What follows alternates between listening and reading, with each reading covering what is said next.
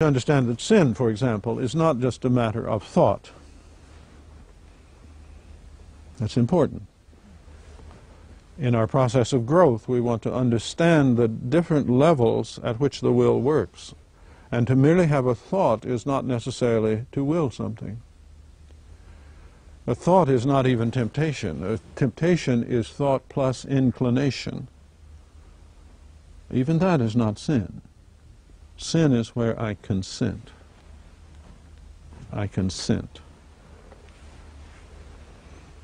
That's my will. It has now moved. And if I'm not able to translate it into overt action, it really doesn't much matter.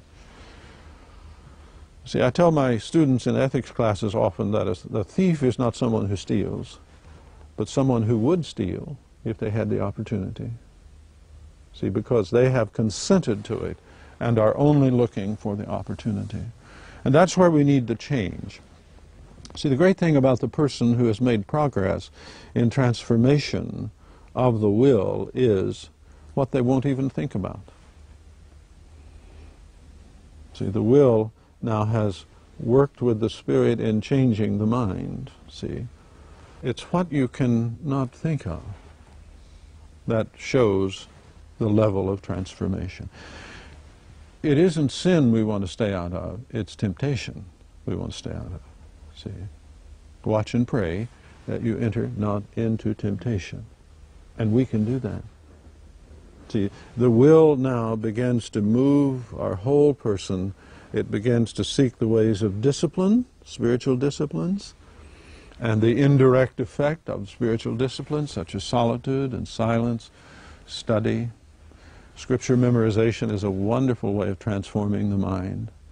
Fasting, service, fellowship with others, all of these things work together to retrain the will and to set us free to live in the eternal drama of God's life. See, we talked about self-denial. The secret of self-denial is that you grow to the point to where you no longer experience it as denial, but as fulfillment. See, as our will is trained in holiness, we come to the place to where it isn't not doing the things that are wrong, but we're involved in the drama of God's life in human reality around us and beyond. We're involved to such an extent that this pulls us. And when what is wrong comes up, it's not interesting. And that really is the progression of the will in human character.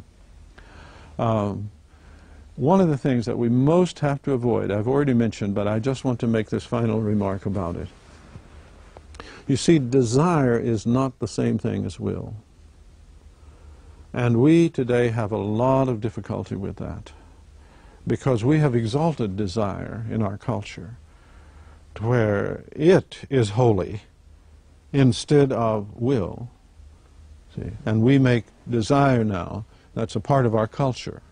We make desire holy. Desire may or may not be holy.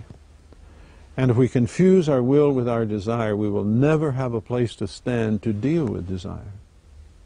I can desire to not desire the things I now desire.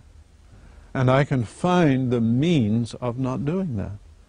And as I do it, my will be turned towards what is good, and my body and my social circumstances will come along with that in such a way that what is wrong will simply appear as not interesting any longer.